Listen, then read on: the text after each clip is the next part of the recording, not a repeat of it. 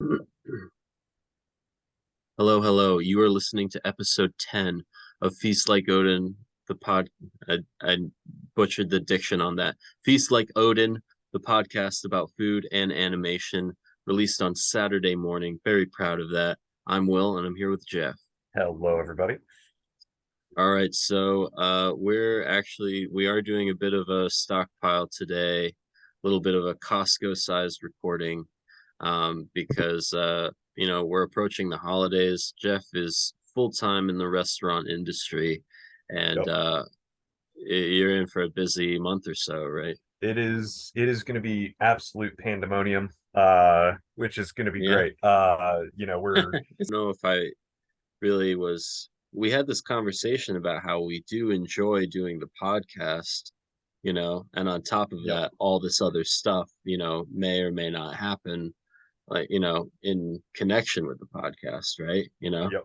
It's like I think, at some point we'll sell a shirt and maybe who knows what else, Hell yeah. but you kind of mentioned the other day when we were talking that, it is in the nuts and bolts, like even if we just get to kind of, you know just just hang out, schedule a hangout, that's kind Yeah. of honestly, that is good for both of us. I mean, just There's a to, value to that in and of itself, it really is.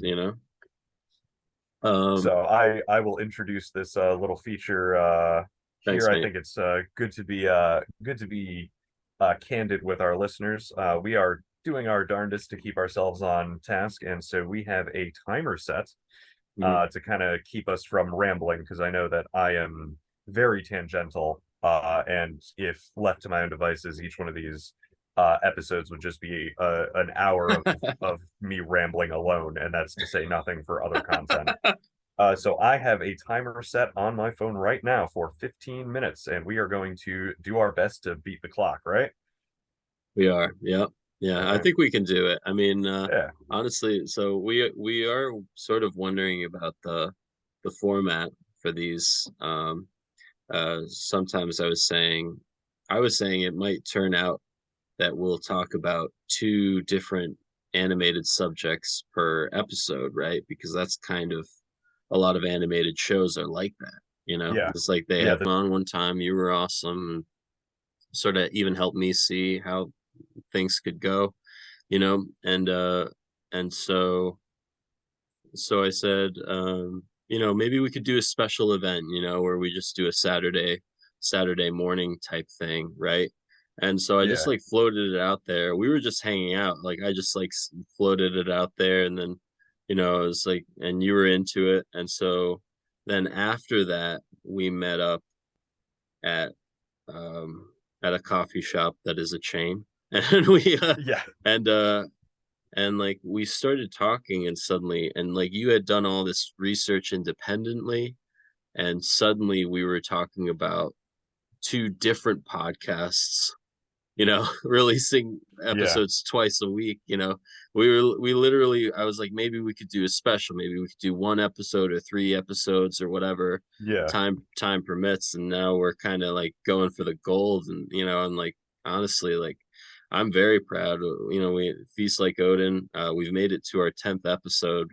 Yeah. um uh, That's something to hang your hat on, man. Like from humble beginnings, mhm. we've kept with it. And Yeah, there is, especially in a world that moves as fast as the current one, there is quite something so. really valuable to being like, hey, we created this little space and we've stuck with it, regardless as to what form it takes and where we're moving to in the future. Yeah. We keep moving, and there's really something about that. Episode 9, I have to say, episode 9, the recording, it was such a warm kind of atmosphere. I That after we kind of finished up for the day, I was like, I'm probably never going to see Jeff again. Like, who gets to have more than one conversation like that in their life? Oh man. Episode 9 really has some soul, because we were talking about Simpsons and Red Hot Chili Peppers and so on and so forth. Yeah. Anyway, where I guess, I came down with this wicked head cold.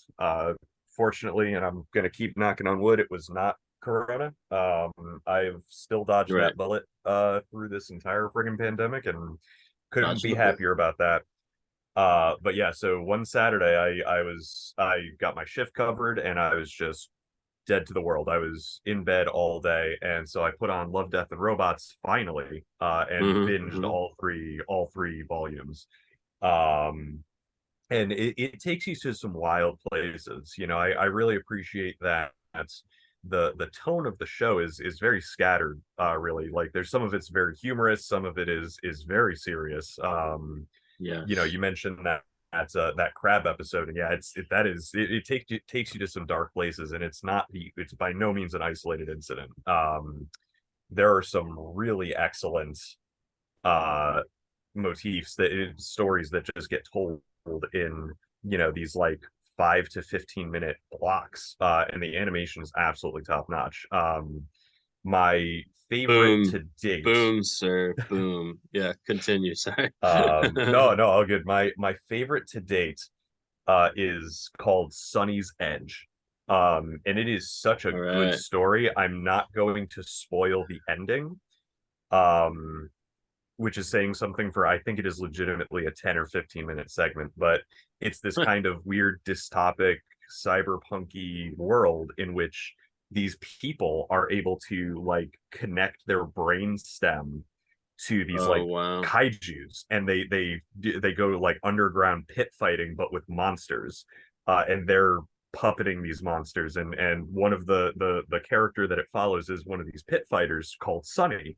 um and it's about why she's so good and why she's like the best of the best, why, you know, what her edge is, quote unquote. And the way Wow. that it culminates in the last few moments is absolutely like it's giving me chills right now, like remembering it. It's an absolutely Love it.